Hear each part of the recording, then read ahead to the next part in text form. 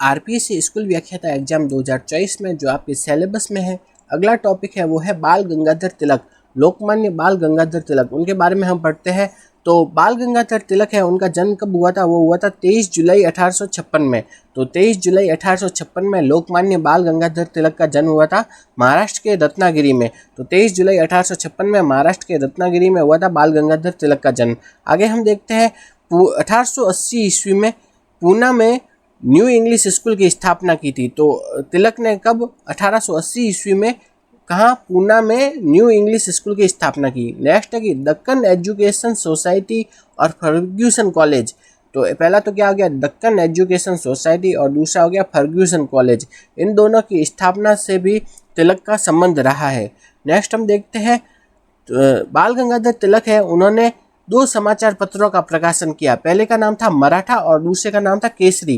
तो बाल गंगाधर तिलक ने 2 समाचार पत्र निकाले। पहले का नाम था मराठा। मराठा जो समाचार पत्र था वो था अंग्रेजी भाषा का था और साप्ताहिक था, जबकि केसरी समाचार पत्र था वो है मराठी भाषा का दैनिक था। तो बाल गंगाधर तिलक ने 2 समाचार पत्र निकाले। पहला है मराठा जो कि अंग्रेजी भाषा का समाचार पत्र था, जबकि केसरी वो की मराठी भाषा का समाचार पत्र था। नेक्स्ट है बाल गंगाधर तिलक ने महाराष्ट्र में 2 उत्सव प्रारंभ किए। पहले उत्सव का नाम है गणेश उत्सव और दूसरे उत्सव का नाम है शिवाजी उत्सव। तो बाल गंगाधर तिलक ने 1893 में तो कौन सा उत्सव चालू किया? गणेश उत्सव। और जबकि 1896 में शिवाजी उत्सव प्रारंभ किया। तो बाल गंगाधर तिलक ने 1893 में तो गणेश उत्सव और 1896 में शिवाजी उत्सव चालू किया। नेक्स्ट हम देखते हैं 1897 ईस्वी में प्लेग के समय अंग्रेज अधिकारियों के भारतीयों के घर में जबरन घुसने और उनके साथ दुर्व्यवहार करने की घटना को तिलक ने अपने समाचार पत्र में छापा था। तो प्लेग हुआ था जब 1897 में, तब अंग्रेज अधिकारी भारतीयों के घर में जबरदस्ती घुस जाते थे और उनके साथ दुर्व्यवहार की घटना थी, उसको तिलक ने अपने अखबार में छापा था, जिससे कि 2 प्लेग अधिकारियों की दामोदर एवं बालकृष्ण चापेकर बंधुओं ने क्या कर दी? हत्या कर दी। तो 2 प्लेग अधिकारियों की किन्होंने हत्या कर दी? वो की चापेकर बंधुओं ने, जिससे कि तिलक पर ये आरोप लगा कि उन्होंने नवयुवकों को भड़काया है। तो नवयुवकों को भड़काने का आरोप लगाया अंग्रेजों ने तिलक पर और उनको गिरफ्तार कर लिया। तो 18 माह की उनको सजा हुई। जो तिलक थे वो कांग्रेस के कौन से दल के नेता थे? वो थे गरम दल के नेता थे। तिलक ने ये कहा था कि स्वराज्य मेरा जन्म सिद्ध अधिकार है और मैं इसे लेकर रहूंगा। ये किसने कहा था? ये कहा था तिलक ने।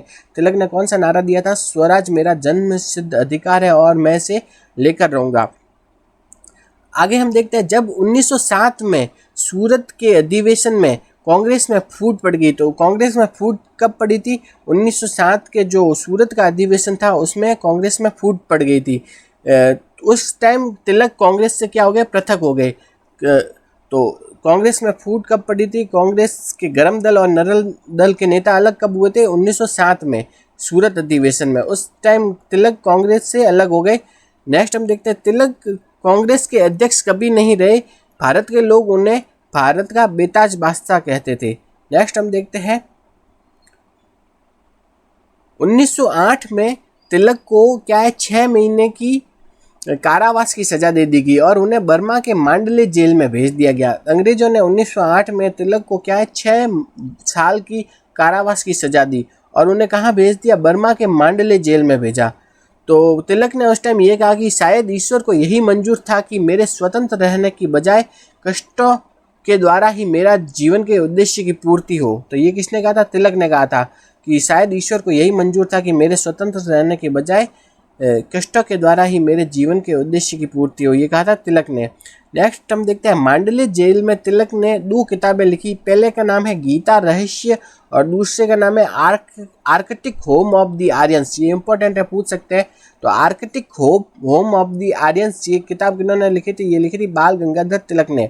तो Arctic home of the Aryans और गीता रहस्य ये दोनों किताबें लिखी थी बाल गंगाधर तिलक ने। Arctic home of the Aryans और गीता रहस्य ये दोनों किताबें।